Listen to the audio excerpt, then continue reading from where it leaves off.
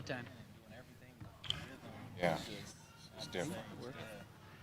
Good evening, and welcome to the July 13th, 2021 Village Board meeting.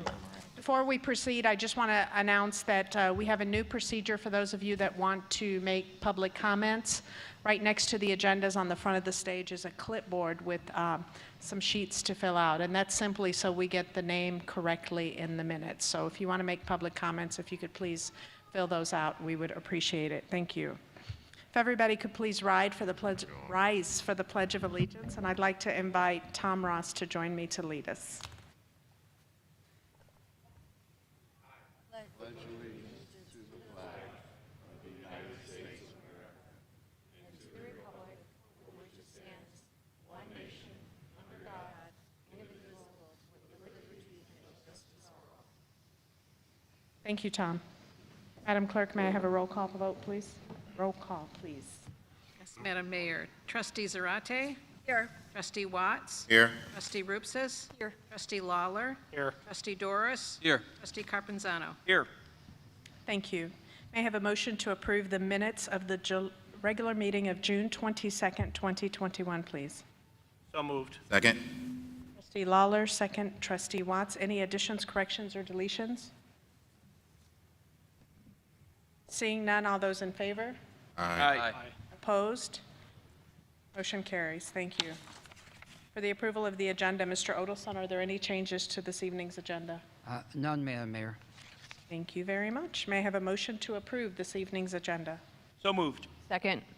Trustee Carpenzano, second. Trustee Rupsis, all those in favor? Aye. Aye. Opposed?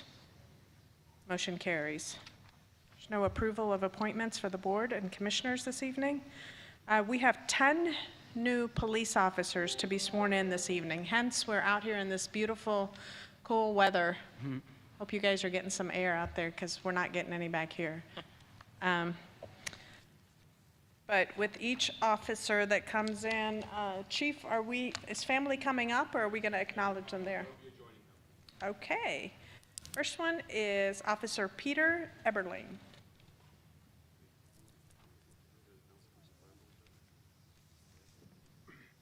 Officer Peter Eberling and family, thank you for joining us this evening. Pete is accompanied tonight by his wife Lindsay and his sons Bastian and Heinrich. Thank you. Peter's 36 years old, a graduate of Oak Forest High School in 2003 and Concordia University River Forest in 2020, where he earned his bachelor's degree in theology.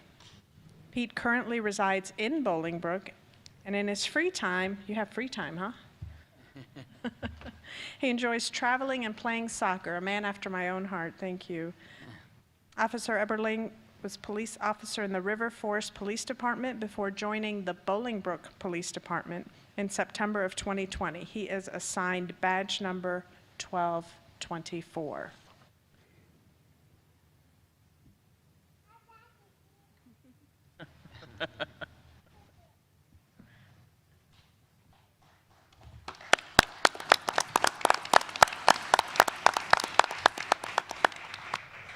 Before we go to our next officer, I'd be remiss if I didn't thank our Police and Fire Board for being here this evening. Mr. Talat Rashid, Kevin Johnson, Prim Lavani, and Ray Macri. Thank you so much for joining us. Next officer this evening is Brooke Hilliard.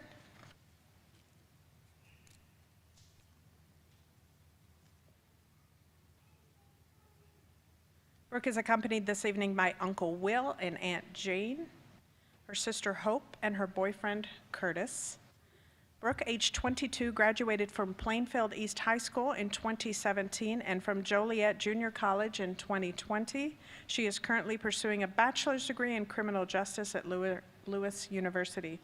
Brooke currently resides in Bolingbrook, and in her free time, she enjoys traveling, scuba diving, car shows, and hanging out with family.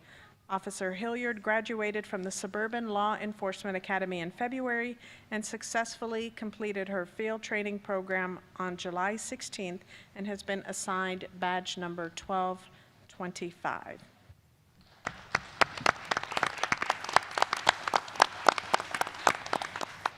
Next officer this evening is Sierra Hill. Sierra is accompanied this evening by her mother, Melissa, her grandfather, Don, and her sisters, Trinice and Angelia. Right, yes. Sierra, age 26, graduated from Bolingbrook High School in 2013 and from the University of Cincinnati in 2017, where she played NCAA Division I volleyball and earned a bachelor's degree in psychology. Sierra currently resides in Bolingbrook, and in her free time, she enjoys volleyball, working out, and watching movies. Officer Hill graduated from the Suburban Law Enforcement Academy in February and successfully completed the field training program July 15th. She is being assigned badge number 1226.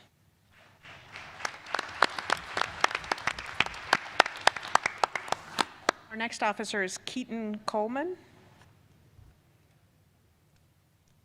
Keaton is accompanied this evening by his parents, Don and Patricia, and his girlfriend, Annie. Keaton Coleman, age 23, graduated from Joliet Catholic High School in 2016 and from the University of Wisconsin-Stevens Point in 2020, where he earned a bachelor's degree in business administration. Keaton currently resides in Shorewood, and in his free time, he enjoys hunting, fishing, spending time with family and friends. Officer Coleman graduated from the Suburban Law Enforcement Academy in February and successfully completed the field training program July 21st and has been assigned badge number 1227.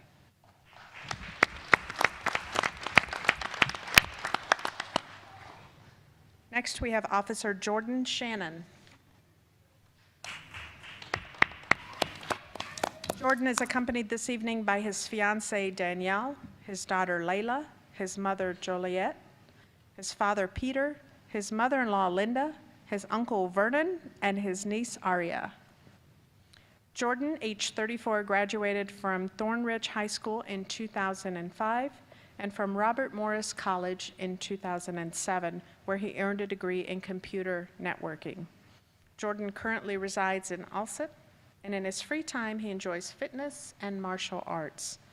Officer Shannon graduated from the Suburban Law Enforcement Academy in February and successfully completed his field training program July 26. He has been assigned badge number 1228.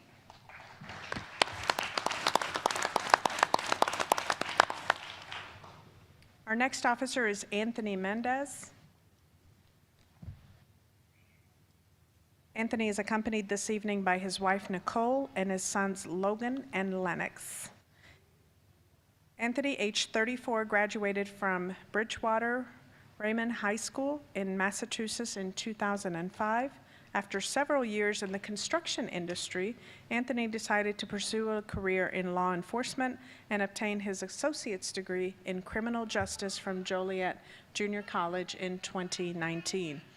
Anthony currently resides in Romeoville, and in his free time, he enjoys basketball and spending time with his family.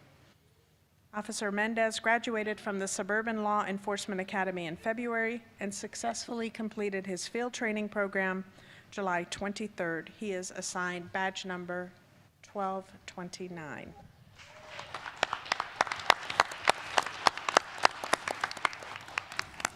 Next officer is Alexa Britton, who is accompanied this evening by her husband, Matthew. Alexa, age 28, graduated from Lyle Senior High School and went on to attend Western Illinois University, where she earned a bachelor's degree in law enforcement. Alexa currently resides in Plainfield, and in her free time, she enjoys exercising, snowboarding, dog training, and spending time with her family and friends. Officer Brighton graduated from the Cook County Police Academy in April and is currently in the field training program.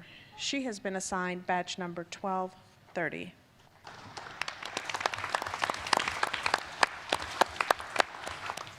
Next officer this evening is Ryan Blackburn. Ryan is accompanied this evening by his father, Timothy, and his mother, Kathleen, and sister, Marguerite. Brian, age 22, graduated from Providence Catholic High School in 2016 and from Illinois State University in 2020, where he earned a bachelor's degree in criminal justice. Ryan currently resides in Plainfield, and in his free time, he enjoys fishing, golfing, reading, working out, and spending time with family and his friends. Do all you guys enjoy spending time with family and friends? Chief, did you write this? Officer Blackburn graduated from the Cook County Police Academy in April and is currently in the field training program. He is assigned badge number 1231.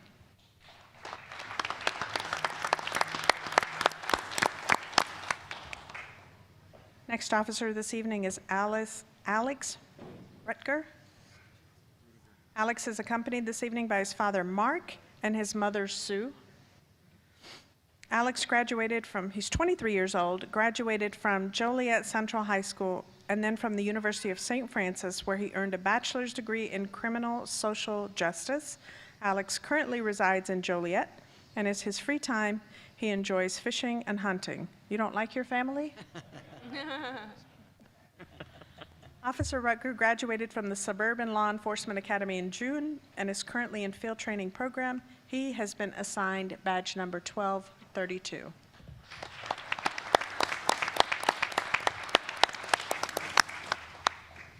Last but not least this evening is Officer Rachel Benz. Rachel is accompanied this evening by her mother, Dottie, her father, Gary, and her sister, Natalie, her sister, Rebecca, and Madeline, and her best friend, Abigail. Rachel, age 25, graduated from Rosary High School in 2014 and from the University of Dayton in 2018, where she earned a bachelor's degree in criminal justice. Rachel currently resides in Plainfield, and in her free time, she enjoys playing with her pup, Aspen, boxing, tennis, and soccer. Officer Benz graduated from the Suburban Law Enforcement Academy in June and is currently in the field training program. She has been assigned badge number 1233.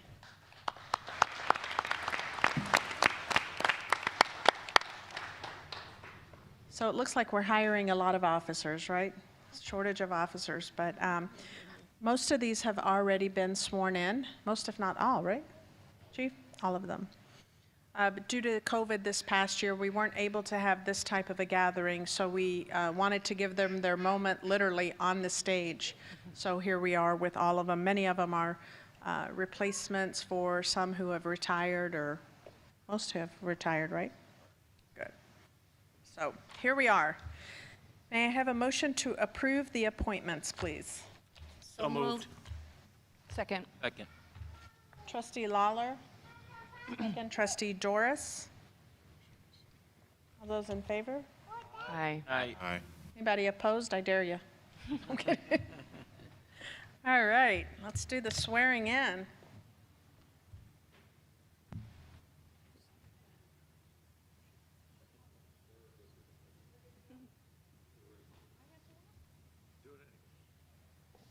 Okay, if you'll raise your right hand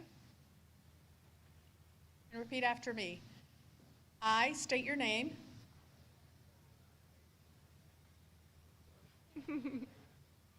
Let's do that one more time. I state your name.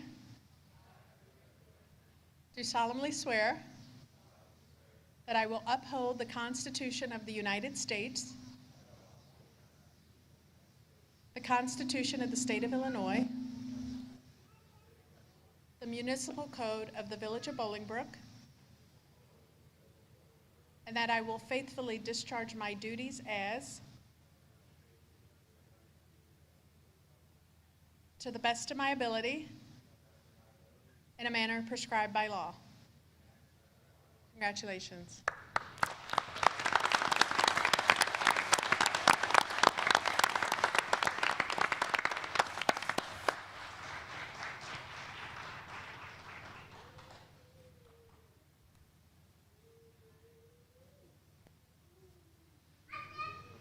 Barely see it. Oh, is a distraction. I just catch it out of the corner of my eye. The disco ball. That's just shiny.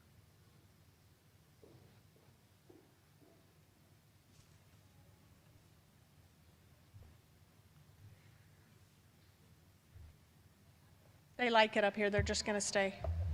It's good.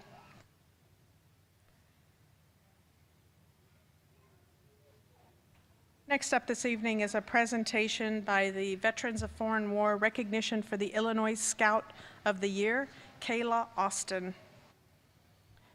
Tonight we have a presentation being made by John Davin, Veterans of Foreign War, and Herschel Nelson from the American Legion to recognize the Illinois Scout of the Year, Kayla Austin.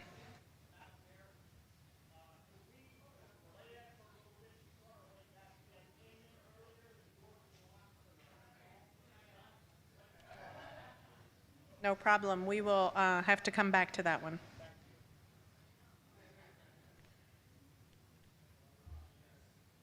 All right. Madam Clerk, are there any public comments regarding items before the board this evening?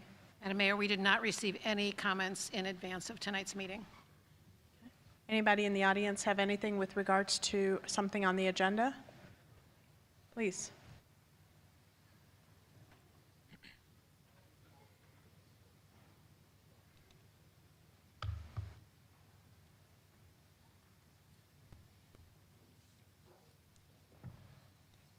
Just leave it right there. Just leave it right there. Well, good evening. Darrell Parks, 616 Rebecca Lane. I have a comment and then a question, if I may, Mayor. My comment, I was going to ask about the village's reaction to the spike in COVID cases, especially there's like a red zone around precinct 30, which is my precinct. However, I got the email about the Vax Up Bolingbrook home vaccination request. So I just want to say kudos to the leadership team that put that out. You know, a lot of times we come up and we're critical, but when you need to be thanked, I want to make sure we thank you. So whoever was responsible for that, thank you. Thank you. We have co-administrator and co-admin over here, so. Okay, thank you very much. My second and final question is around I know we're around marijuana dispensaries, right? So that may or may not be coming to Bolingbrook. I don't think a decision has been made.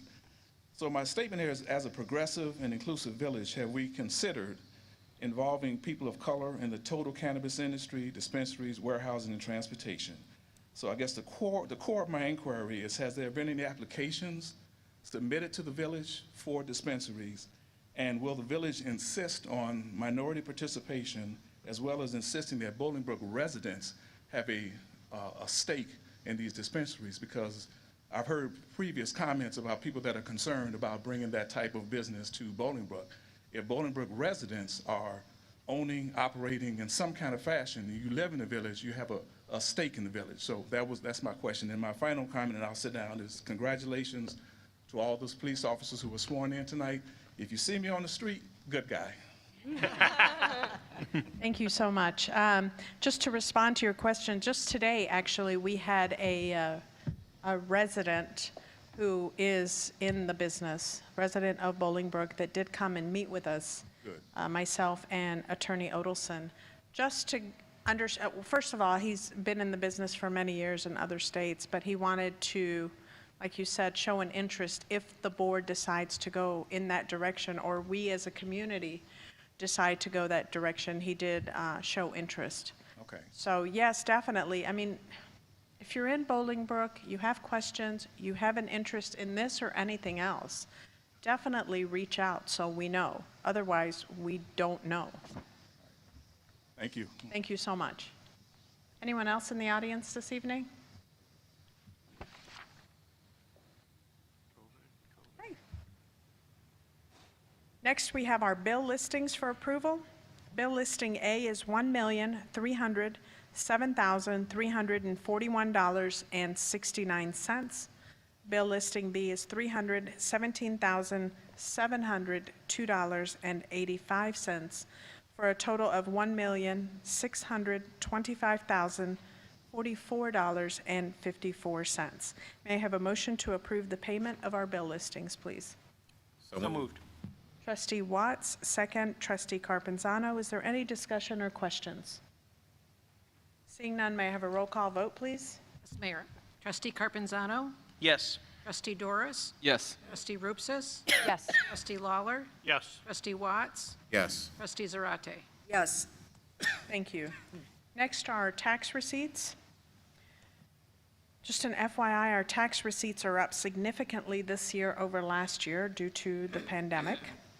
May 2021 state income tax is $971,709.29, which is an increase of 33.6% from last year. April 2021 sales tax is $3,295,292.56, an increase of 43.7%. In May 2021 motor fuel tax, $239,723.62, an increase of 39.1%. April 2021 state administrative fee, $26,679.92. We have 4 resolutions before the board this evening. Resolution number 1 is 21R-048, approving the purchase of a standard equipment company for the purchase of Elgin Pelican Street Sweeper under the Suburban Purchasing Cooperative Contract number 155. The current unit has reached the end of its useful lifespan. I seem to be hearing that a lot lately. The new vehicle will provide less downtime, will be covered under warranty, meets higher emission standards, and is cleaner running. This is a 2021-22 budgeted item, and the total cost is $239,560. This item was reviewed and approved by the Public Services Committee. May I have a motion to approve this resolution? So moved. Trustee Second. Roopses, second Trustee Carpenzano. Are there any questions or discussions regarding this purchase? Seeing none, may I have a roll call vote, please? Yes, Mayor. Trustee Zarate? Yes. Trustee Watts? Yes. Trustee Lawler? Yes. Trustee Roopses? Yes. Trustee Doris? Yes. Trustee Carpenzano? Yes. Thank you. Motion carries. Next resolution up this evening is 21R-049, approving the purchase of 2 2021 Ford Escape front-wheel drive vehicles under the Suburban Purchasing Cooperative Contract number 165. The current 2008 Ford Escapes have reached the end of their useful life. The new vehicles are from Curry Motors of Antioch and will provide less downtime and will be covered under warranty, meets higher emission standards, and is cleaner running. Once again, this is a budgeted item for 2021-22. The amount is $27,150 for a total cost of $54,308. This item was reviewed and approved by the Public Services Committee. May I have a motion to approve this resolution? So moved. Trustee Roopses? Second. Trustee Zarate? Any discussion or question? Seeing none, may I have a roll call vote, please? Yes, Mayor. Trustee Lawler? Yes. Trustee Watts? Yes. Trustee Roopses? Yes. Trustee Doris? Yes. Trustee Zarate? Yes. Trustee Carpenzano? Yes. Motion carries. Thank you. Our next resolution is 21R-050, approving a purchase of a 2020 Ford Explorer four-door under the Suburban Purchasing Cooperative Contract. The current 2003 Ford Explorer has reached its, you ready for this? The end of its useful life. Hope nobody ever says that about any of us. That's, I was just going to say. The new vehicle is being purchased from Coons County Ford of Antioch and will provide less downtime, will be covered under warranty, meets higher emission standards, and is cleaner running. The total cost is $29,491, and this is, once again, a 2021-22 budgeted item and was reviewed and approved by the Public Services Committee. May I have a motion to approve the purchase? So moved. Second. Trustee Doris, second Trustee Lawler. Any discussion or questions? Just a point of information, and the suburban cooperative contract deals with a number of communities in the region, and all the communities put in their vehicle needs for the upcoming budget year, and then those get put out to bid. So, this is a dealership that is not in Bolingbrook. It's a different place, but all the different dealerships put in their bids, and this allows for the lowest bid for these types of vehicles. So just a point of Yes. interest, or not. Thank you for that. Next resolution this evening is 21R051. Madam Mayor. You gotta vote. Roll call vote. Oh, I'm sorry. Yes, thank you. Roll call vote, please. Trustee Zarate? Yes. Trustee Watts? Yes. Trustee Lawler? Yes. Trustee Rupsis? Yes. Trustee Doris? Yes. Trustee Carpenzano? Yes. Thank you. Motion carries. You threw me off. I know, I apologize. I won't do that again. Or maybe I will. I guess that's why they let you make comments, huh? Next resolution up this evening, 21R051, approving proposal for Aries, Inc. for the Falcon Ridge Pond new drainage system. The village sent out 3 requests for quotes and 2 were returned. The lowest proposal was submitted by Aries, Inc. in the amount of $34,536. The existing 40-year-old pond drainage does not work properly and is causing the water to pond for long periods of time after rain.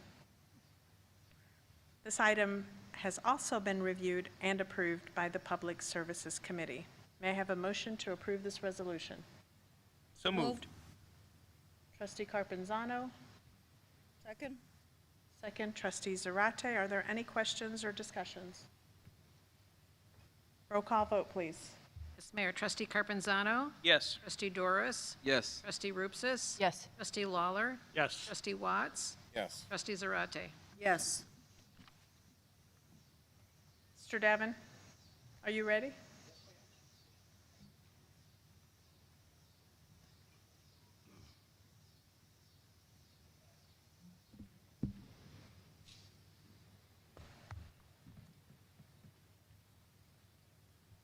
You're going to come here, or you're going to go there? Oh, either way. Save a couple of steps.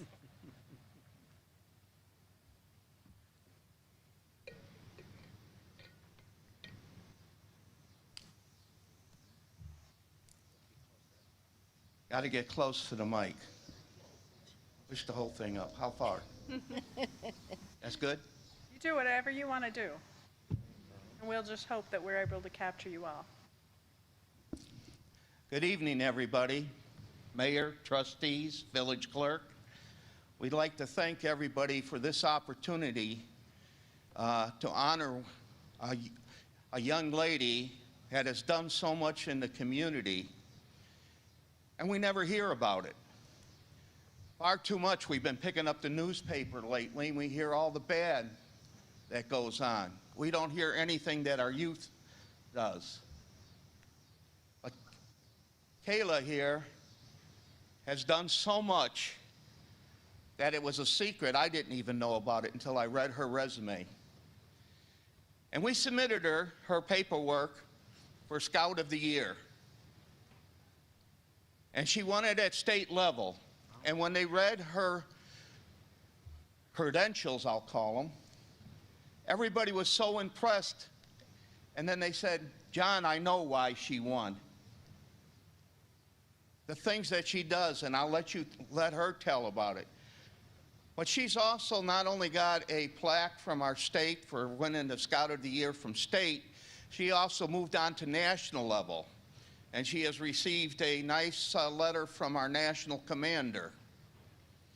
And tonight we want to present a local certificate. But before I do that, I'd like to introduce the veterans that are here with me.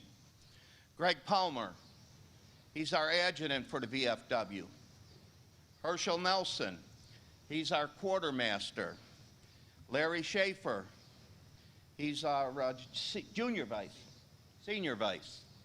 And Bob Adami, he's our guard and past commander and past national district commander. Tonight, Scout of the Year participant awarded to Kayla M. Austin. In recognition of your participation in the National Scout of the Year contest, this citation honors you as a stellar example, as an exemplary citizen and extraordinary service and exemplary character in keeping the highest standards of the Scouts and the Veterans of Foreign Wars. This 27th day of July 2021, in witness whereof, we have hereunto set our hands under the official emblem of the Veterans of Foreign Wars of the United States. Signed, John W. Daven, Commander, Greg Palmer, Adjutant.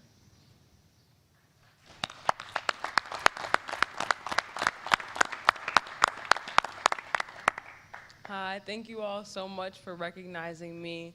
A little bit about me is I lived in Bolingbrook for my entire life, for 18 years. And a little bit about my story is that I was in a program called Junior AXO that my mom had forced me to be in, but it ended up kind of changing my life for the better.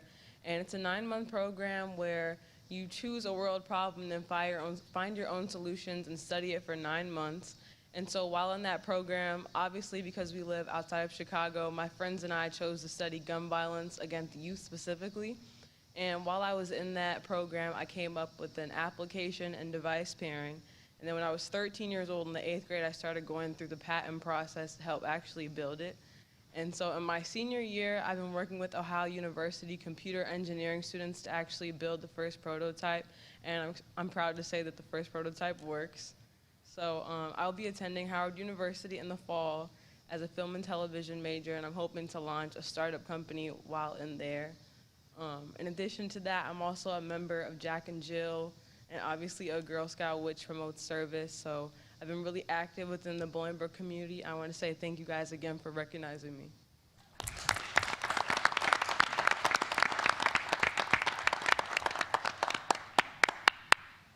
Let's do it.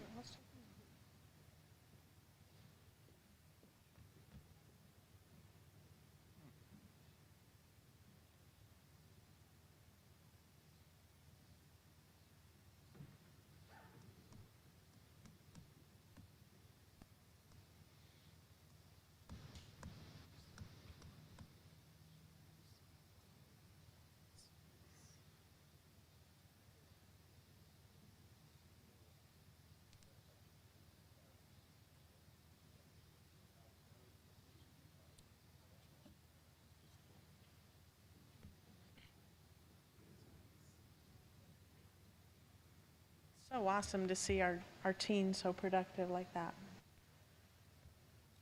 Okay. Next, we have our ordinances. There's 4 ordinances up for consideration this evening. First ordinance is PC 21.11, approval for a special use permit to allow the catering service as well as a shared kitchen, Bailey's Catering, located at 681 West Boughton Road. Robert D. Bailey, Bailey's Catering LLC is the applicant. And this is in the old Cali Girl location, is that correct? Off Boughton, Cali Girl? May I please have a motion to accept the Planning Commission's recommendation for this ordinance? So move. Second. Trustee Zarate, second. Trustee Carpenzano, all those in favor? Aye. Opposed? Motion carries. Now the corresponding ordinance, 21-034, approving a special use permit for catering service and a shared kitchen, Bailey's Catering LLC, 681 West Boughton Road.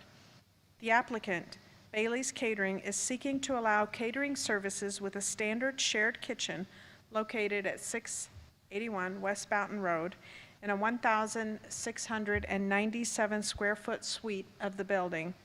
The hours of operation would be Monday through Friday, 6 a.m. to 9 p.m., and Saturday and Sunday from 6 a.m. to 3 p.m. According to the applicant, the facilities would be made available to rental users as a shared kitchen. So you don't have to use your kitchen anymore. You can actually go use someone else's kitchen. I'm assuming you still have to clean? Pretty the kitchen? I charge you for cleaning services. You volunteering? That's an old job I used to have, yeah. Rental users would be required to obtain all the necessary licensing and documentation to operate within the Village of Bolingbrook. Also, the following conditions are made part of the approval. The food truck operated by Bailey's Catering may not occupy more than one parking spot on-site and may not operate on-site without the required approvals from both the property owner and the Village of Bolingbrook as outlined within the village's food truck permit application. The Plan Commission has reviewed and does recommend approval. May I have a motion to approve this ordinance? So moved. Trustee Watts? Second. Trustee Doris, any discussion or questions? Seeing none, may I have a roll call vote, please? Yes, Mayor. Trustee Zarate. Yes. Trustee Watts. Yes. Trustee Lawler. Yes. Trustee Rupsis. Yes. Trustee Doris. Yes. Trustee Carpenzano. Yes. Thank you very much. Motion passes. Next, we have ordinance 21-035, approving a final plat of subdivision for Sawgrass. The Sawgrass subdivision is 52.165 acres. It is located on the southeast corner of Hassert Boulevard and Essington Road. This ordinance approves a final plat of subdivision for Phase 1, which allows for the development of 121 single-family homes and 6 outlots. The Pulte Group is the applicant. Planning Commission has reviewed and recommends approval. May I have a motion to approve the ordinance? So moved. Second. Trustee Lawler, second. Trustee Rupsis. Any questions or discussions? This is the same homes that are being built in Naperville. It's called Wagner Farms. Nice homes. We went and looked at them. I think they start at $450,000 is the starting price. So they are nice high-end homes. They will be zoned to the Neuqua Valley School Zone. Roll call vote, please. Yes, Mayor. Trustee Carpenzano. Yes. Trustee Doris. Yes. Trustee Rupsis. Yes. Trustee Lawler. Yes. Trustee Watts. Yes. Trustee Zarate. Yes. Thank you. Next is the corresponding ordinance 21-036, approving a final plat of subdivision, the Springs at Lily Cache Creek. The Springs at Lily Cache Creek development is 28.09 acres. It is located at the northwest corner of Lily Cache Lane and Veterans Parkway. Continental Properties Company, Inc. is the applicant. The ordinance approves the final plat of subdivision to subdivide the subject property into 5 lots of record. Lot 1 would be approximately 13.64 acres. Lot 4 would be approximately 2.9 acres. Lot 5, approximately 2.56. Each lot would be created for the Springs at Lily Cache Creek development with primary access provided by Veterans Parkway. Lot number 2 would be approximately 0.77 acres and would be created for future commercial development. Lot 3 is approximately 4.13 acres and would be created as a drive aisle for use by the Springs of Lily Cache Creek development and the Country Air Commons development as a whole. So this is the apartment complex that's going in by Veterans, Lily Cache, and kind of Weber, behind Andy's. Right. May I have a motion to approve this ordinance? So moved. Trustee Watts, second. Second. Trustee Zarate, any questions or discussions? You guys are all asleep this evening. I know it's hot, but come on. Roll call vote, please. Yes, Mayor. Trustee Zarate. Yes. Trustee Watts. Yes. Trustee Lawler. Yes. Trustee Rupsis. Yes. Trustee Doris. Yes. Trustee Carpenzano. Yes. Thank you. Motion carries. Next ordinance is 21-037, amending Chapter 13 of the Municipal Code, decreasing and increasing Class D1 and Class D2 for Tilted Kilt 1051 South Weber Road. Tilted Kilt is changing its corporate officers more than 50%, so the village is required by the code to issue a new license. So basically, we're taking it away, and since the name's changed, changing the names and giving it right back again. The ordinance is simply decreasing and increasing D1 and D2 licenses in order to accommodate this change. May I have a motion to approve, please? So moved. Second. Trustee Carpenzano, second. Trustee Doris, any questions or discussions? Seeing none, may I have a roll call vote, please? Mayor, Trustee Roopsis, Yes. Trustee Doris, Yes. Trustee Zarate, Yes. Trustee Watts, Yes. Trustee Carpenzano, Yes. Trustee Lawler. Yes. Motion carries. Thank you. Next is for discussion purposes only. This is the second in a series of discussions that will be held at the board this evening with regards to cannabis sales in the village of Bolingbrook. I will open the floor to any trustee that has any comments, any feedback. Anybody? Trustee Roopsis? I just had a question. Sure. I was wondering if we have the information that we can address? There was the question asked earlier about minorities, and if there would be any priority, if this was to pass, any priority given. I was going to make a comment that to follow up on what the mayor said today, we met with a Bolingbrook resident who is a very well-established company, not only here in Rockford, but also in Michigan, Oklahoma, and Colorado. And he has a cultivation license and has applied for 3 social equity licenses. So the licenses that are coming out now that are just approved by the governor are social equity licenses, which have the built-in minority, majority shareholder. So the answer is it's built into the system, and I think that's what we'll now see in the second round is the social equity applicants for dispensaries. And the person who we met with today is a minority. Yes, that's correct. Yes. So just so everybody kind of knows the process that we have to go through. It is a lengthy process. We are trying to have communication. There are pros and cons, and it's not an easy decision. And it's not, although the financial benefit to the village is extremely important, it cannot be the determining factor. There's way more to consider with regards to moving forward. Something that this board will have to address prior to the need to approve cannabis or not to approve cannabis will be the tax. If we decide to move forward, there's a tax and there's a date of September, I believe? October 1st, so we'd have to pass this ordinance in August, hopefully in August. And it's simple ordinance establishing a 3% tax.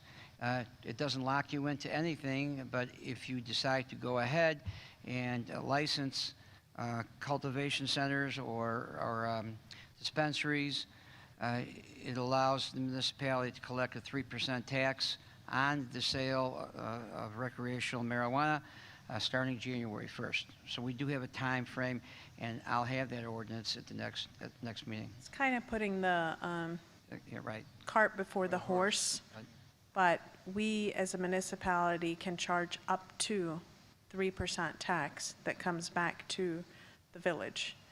And there's a time frame in which that needs to be approved Right. by the state, Of the Right. state, yes. which is in September. Yep. So again, we could put it on the books, approve it, and if we decide cannabis is not for us, then no harm, no foul. Right. However, if we don't put it on the books and get it approved, and we decide to allow cannabis in the village, then we would lose that tax benefit up until January?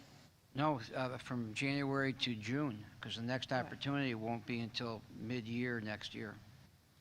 So that's what we have. So yes, that's the cart in front of the horse. Again, open discussion. Please reach out to the trustees. And while there is a financial benefit to it, it cannot be our only purpose and reason. We have to do what's best for the community as an overall. So, Mayor and Attorney Olson, if we do see that in an upcoming agenda on the tax side, we could then choose to not move forward, in essence, on the zoning side, and there would be, we're not locked in anything with the state. Nothing. Okay. Trustee Watts? Yeah, just a few questions. So obviously this will not be an easy decision, as it was not the first time. But to the point of the applicant or potential applicant that you spoke to, has there been any other entity that has expressed interest? There has been. I think Matt Eastman has told me that there has been interest throughout the year or 2 years, but of course we didn't pursue anything because it wasn't a viable matter for someone to pursue. Now that the new licenses have come out and there's some talk of us looking at it and maybe pursuing it, I would anticipate we'll get many more opportunities from folks who want to come to Bolingbrook. And the gentleman that we met with today is a very substantial owner, a part owner in many dispensaries and cultivation centers. So I would expect we'll get more. And then along with understanding the vendor selection process and the element that was the component sort of brought up by the resident as far as the equity piece of it, has there been any thought and what would that process look like to determine how those funds, as we talk about tax, how those funds would be allocated and used? As we know, that's also been a major topic, right, within various communities that have ultimately passed it, is, how these new funds could potentially be used and maximized. May I speak? That'll be the determination by this board, but again, it's putting the cart before the horse, like we're passing the tax before we pass the legalization.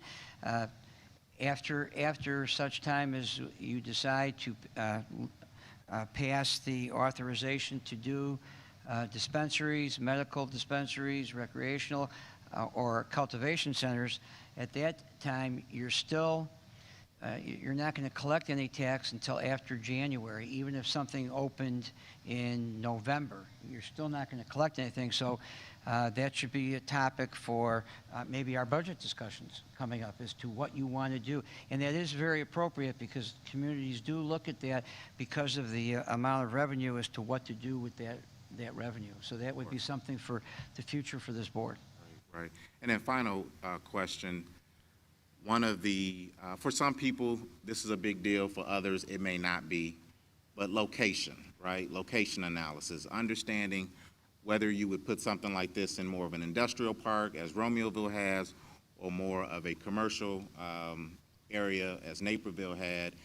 Any context, any supporting information around that that has been discussed or that can be shared with the public? Yes, so staff actually has drawn out a map of the village, and it's circled with places where it cannot be based on being close to a school or hospital or, certain parameters. So there's circles on it where it cannot be. And then there's circles on it where it can be that are zoned retail. So Matt definitely has that, and that's something that you're welcome to look at. And again, this is just preliminary because we wanted to get an overall view of what do we have available, where could we put it. And please keep in mind that if, keyword being if, this gets approved, it still has to come in for a special use. So just like any alcohol or tobacco, or it has to come in as special use, we have to approve the owners, we have to approve the location. So it doesn't necessarily go into any retail space simply because it's a retail outlet. So it will be a special use that does have to get approved. Okay. Yeah, that goes in line with anything that doesn't produce retail sales tax in a commercial district. So we require that today. There's the benefits of being outside. We have to, it is a special use permit for non-sales tax generating businesses going into a commercial area that we have the authority and the right to approve those businesses as they go in. Madam Mayor, if I can just add one little bit.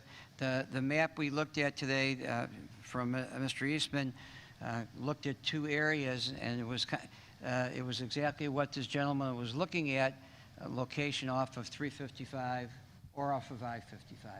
And he made the point, his philosophy was to have a dispensary or a cultivation center or both off the expressways, so those who want to buy come in, or a cultivation center to ship, they would come in off the expressway and then go back onto the expressway.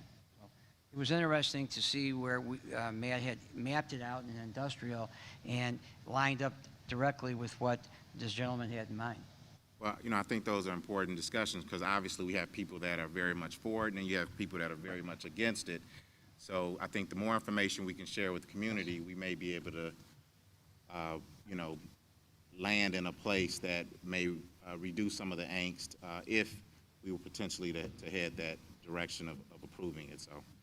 And I think, too, it's important to say that today's marijuana dispensary is not that of the late 60s or 70s. You think of this van with this big leaf on it and bandanas and long hair, and some people still have that image. Mike, I know you do. I do. I'm just losing the hair, though. But today's dispensaries don't look like that, and they're anywhere from basically what could be a tobacco store type of an environment to what I call and what I would want to be the Tiffany store, with like a jewelry store of elegance and showcases and lights and jars. And so that is all something that we have control of. So if we were to say yes, what type of a facility would we want? What would it look like? I had a very interesting conversation today with a resident, and I couldn't exactly tell if she was for or against, but she said, why would the teens want to buy this extremely expensive stuff? She called it stuff, when they can get it cheap from the parking lot of the school. And that kind of put it in perspective for me, because teens would not be able to afford what these cannabis stores are selling. They have a very high price tag. And so that's regards to accessibility to teens. And then we continue the conversation with the people who actually go and get licensed to buy guns and register them are not the ones that are committing the crimes. It's the one that get them off the black market and buy it. And so something to just keep in perspective, because I know a lot of those questions have come up, and it's important to note those. Mayor, one more thing. In line with that, the gentleman we spoke to today, I found very interesting, is an occupational therapist. And he started in this business over 6 years ago by prescribing medical oils and yes to his patients, which greatly helped his patients, and then tripped into the cultivation centers and dispensaries and expanded that type of business separate and apart from his occupational therapy business. So he is a true professional, and I was very impressed today with what he had to say. There are definitely lots of stories, both pro and con, and this is what makes it extremely difficult, is to actually find out what's right, how do we go about doing it, where do we put it. So a lot of unanswered questions, and it's a lot of heavy lifting, and I know that there's some surveys that have been put out there. And again, the trustees and myself are always accessible to have the conversation, because at the end of the day, it's going to depend on the residents and their wants and needs. Any other conversation? Sure. Mayor, I just was wondering, what are the hours are we gonna tell them what hours, or do they tell us what hours they're gonna be open? Well, normally in a special use, we approve the hours. I have done some research online, and I think the latest I've seen them open is 10. Many times they close at 9. So their hours are not, they're not midnight, they're not 1 o'clock like some of our restaurants and bars, so decent hours. I wouldn't expand beyond that. We set the hours. Right. They propose, we approve. Right. Mayor Bossa, just one bit from conversations this weekend, and I know this is for discussion, but there's been an expectation of a lot of the folks that call and ask or are proponents of this will reduce my property taxes. One thing I would encourage you to do is go on our village website, look at our municipal budget. Depending on what number you use, and I know Attorney Odelson and I may disagree on some revenue numbers, but one thing is true. It's a very small portion of our municipal budget. We're talking, and again, depending on the numbers, maybe 0.4 to 0.7% of our budget, depending on what stipulations we put in place. So it is about managing expectations too. Like Mayor Boster alluded to, we should not simply do this for the sake of revenue, because it also may not have as much of an impact as social media would have you believe of, well, this will lower my taxes. So just an idea for you to go look at the municipal budget and sort of do that math on what the potential projections are versus what our budget actually is. Well, and to that point too, now that more licenses are being given out, so I know there was a number thrown out of $400,000 or $425,000 by a neighboring municipality, which is great, but the more location, it's almost like grocery stores, right? Some people want to go to Jewel, other want to go to Tony's or Fiesta Market. But the more you spread them out, the less revenue that's going to go to one particular location. One. Two, let's talk about those taxes a little bit. Because cost of living goes up. Everybody expects the cost of living increase. Price of goods is going up. Everything is going up. And I've had this conversation with many. The simple fact that we're maintaining the tax is, in essence, lowering the tax, because the expectation should be that the rate goes up as cost of living goes up. So again, holding that line on taxes is, in an essence, lowering your taxes. Well, and the other aspect is take a look at the village's portion of the property tax bill, which is less than 10%. And we've learned over the years that for a variety of reasons, the school district is over 70% of your property tax bill, and that's not due to anything they're doing wrong. There's several factors, including the state government funding, that affect that. So it really is, and as Trustee Carpenzano said, the portion of revenue that comes in compared to our overall budget is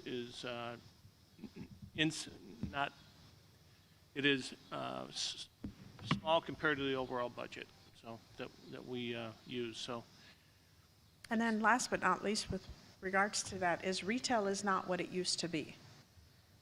More and more people are doing online ordering. More and more stores are encouraging online ordering. So it's not often that you see someone that comes in and wants to rent a space for retail. Entertainment, completely different aspect.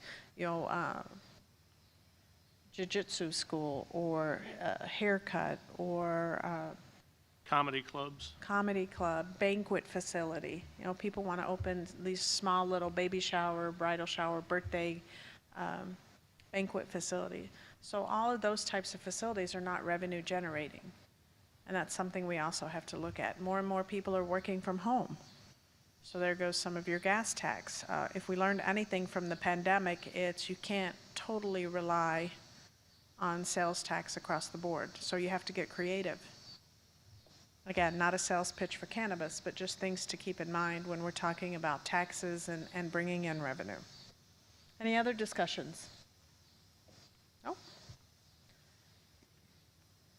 I think as we mentioned, we do now have vaccine. We will come to you. Can't ask for any more than that, right? So to kind of address the COVID question, we're monitoring it closely. We saw that there is an increase not only in our area, but certain little outbreak pockets. So we got together and said, okay, we've done homebound visits for folks who are medically or physically unable or maybe just scared themselves to get out and about. We've sent the fire department out and we've actually vaccinated those folks in their homes. So now we're expanding it to homebound along with, well, it was and still is homebound, but we're also doing it in the comfort of your own home. So if there are folks that want to schedule a block party and they want us to come and vaccinate their block, if they want to come, they have a business in town and they'd like us to stop out and vaccinate their personnel. If any type of special circumstance, as long as it's within the corporate boundaries of Bolingbrook, we have no problem. The fire department would be more than happy to come on out. If you'd like to entertain that, you can call us at 226-8400, 226-8400, and just ask about the program. And that way we'll ask some questions, we'll try and work out a date, a number of vaccinations, and we will make it happen. We are closely monitoring what's going on. We're watching what the governor is recommending we do. We're watching what the CDC recommends. Groups of doctors have now today recommended that we go back to wearing masks, especially indoors. And we're keeping an eye on what the experts are recommending, and we'll act accordingly. Thank you. One last comment for me, and then I'll turn it over to trustee comments. I would like to give a shout out to the Bolingbrook Golf Club. This past week we hosted the forum. Lucas, you want to tell us a little bit about what that was about and why it was a big deal? The forum tour is kind of one step below the Corey tour. It's the kind of the minor leagues of professional golf. So it was very nice to actually host a tournament. I think it was our first one. And they were very excited and enjoyed the place, and it might become a stop for them in the future.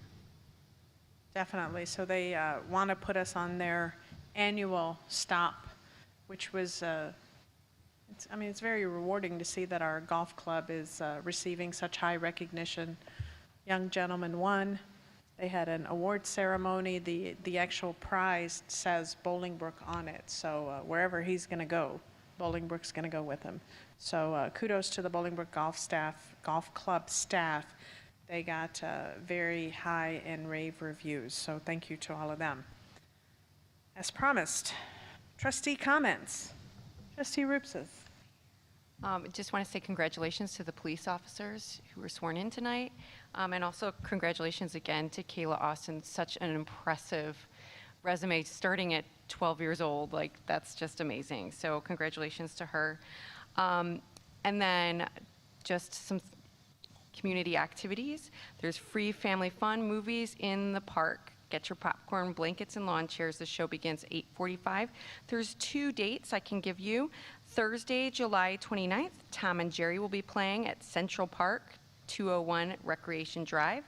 And another date, Thursday, August 5th, Volunteer Park, South 200 Lindsay Lane, and that is Raya the Last Dragon, which is a great movie. Thank you. I also want to thank the VFW and American Legion for recognizing Kayla. I have attended and observed some of the programs that she's been involved in, and she has truly embraced opportunity within this community and within this region, and has done some amazing things. And we know that we will find her in the future in a very prominent position. Hopefully she'll find her way back to Bolingbrook after college, but and continue to do great things in our community.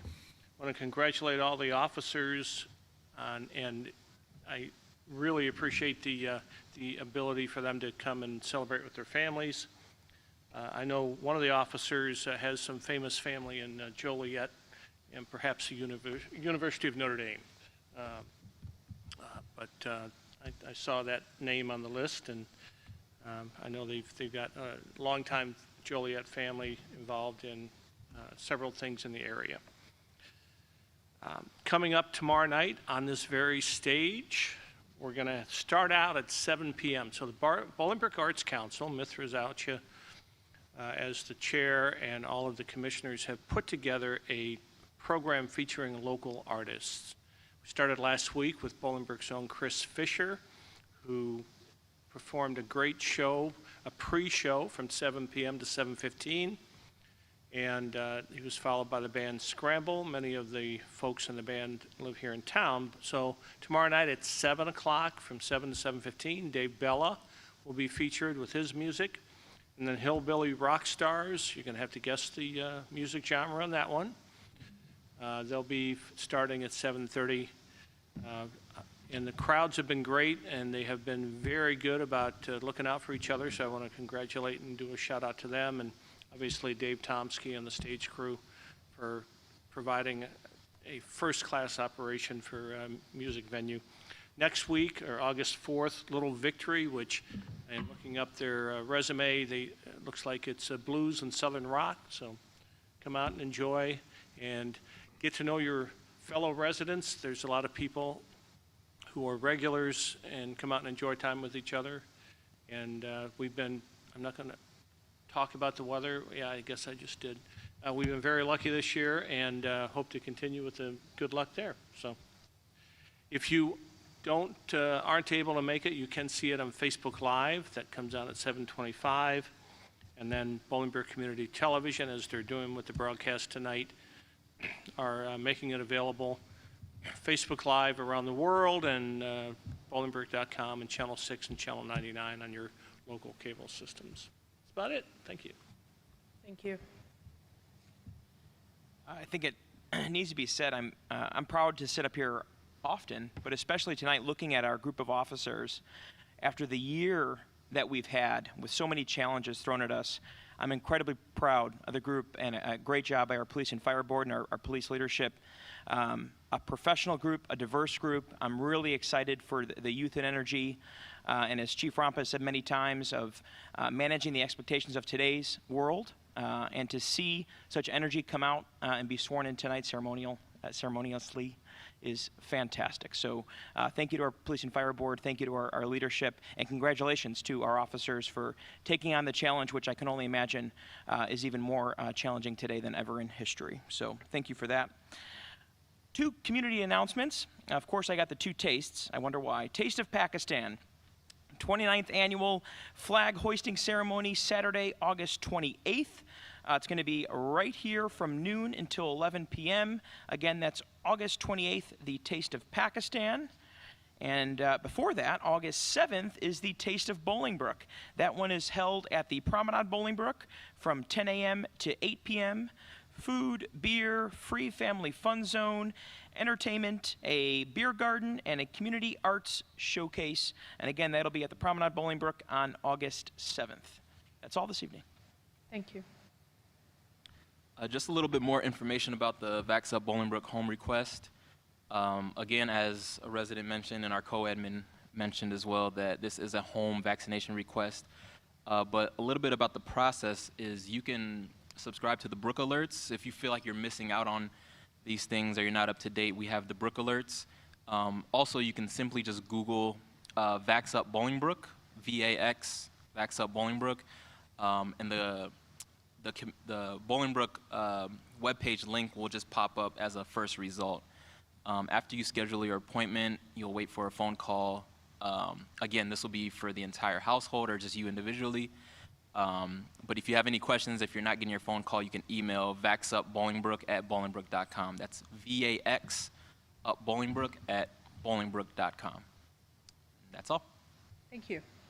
I'd like to extend my congratulations to the newly sworn-in men and women of the department. I know that the Fire and Police Commission and our police administration worked very hard through that selection process, ensuring that we bring individuals that meet the standards of the department, of our community, and enhance the culture. And so kudos to them and congratulations. Again, we wish them a long, safe, and productive career in service here in Bolingbrook. And so thank them in advance for their service. The young lady, Kayla Alston, I'd like to extend my congratulations to her. Such a pleasure to see her continue to develop and grow. I happened to go to church with her family and worked with her dad for many years. And so I know them personally, and I've had a front seat view of watching Kayla and just her extraordinary efforts from an intellectual perspective and from a social justice perspective. She's just extremely balanced in her approach, and we know that she's going to do great things and continue to make her family proud and her community proud. So wish her all the best. And actually, her dad texted me and wanted to thank us for acknowledging her this evening. Finally, there's the street markets at the Promenade every Thursday from 4 to 9 p.m. From June 3rd all the way to August 26th, that takes place every Thursday, 4 p.m. to 9 p.m., featuring over 60 vendors with fresh food, electric decorative objects, art, jewelry, fashion, and more. Grab and go food and drink, family-friendly activities, live music.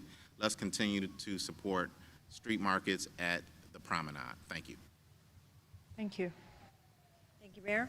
The 6th Annual Veterans Appreciation Day is Saturday, August 14th at 2 p.m. to 10 at the Performance Arts Center. It would be at 375 West Briarcliff Road in Bolingbrook. It's open to the public, free admission, free lunch to vets. Brought to you by the Veterans of Foreign Wars Post 5917 and American Legion Post 1288. Live entertainment featuring within 4 days. Come out and say thank you to our veterans, because if it wasn't for them, we would not have our freedom today. And whenever you see a veteran, it'd be a nice thing to do, to go up to them and thank them for serving our country. Because I do. I love to do it. And I also would like to thank Kayla Austin. You know, we recognize a lot of people in this town, and to me, I think we need to recognize the youth. The youth that comes out of Bolingbrook is amazing. The talent that they have, you know, coming through our school districts, you know, is amazing to me. So I just want to say congratulations to her. I'm sure her parents are very proud of her. And it's nice, you know, to see them strive for what they want. I also want to thank everyone who donated or came out to the H2O golf outing. It was a great success, and I just want to let you know, if you donated or you came, you are making a big difference in these kids' lives, and they are our future. So I just want to say thank you to everyone, and to everyone who's on the board or who works for H2O or donated their time. Thank you very, very much. That's all I have. Thank you. Thank you. I did forget to mention that today we went to the groundbreaking of an extension. It's a 166,000 square foot extension at Goya Foods. They had people fly in from all over, Texas, New Jersey, Costa Rica. So very, very excited that they love Bolingbrook and they are expanding in Bolingbrook. So congratulations to them. We have no executive session this evening. The business before the board has concluded, and I will entertain a motion to adjourn. So moved. Oh, that was quick. Trustee Rupsis, second Trustee Watts. All those in favor? Aye. Opposed? We stand adjourned. Thank you, everyone. Have a good night and stay safe.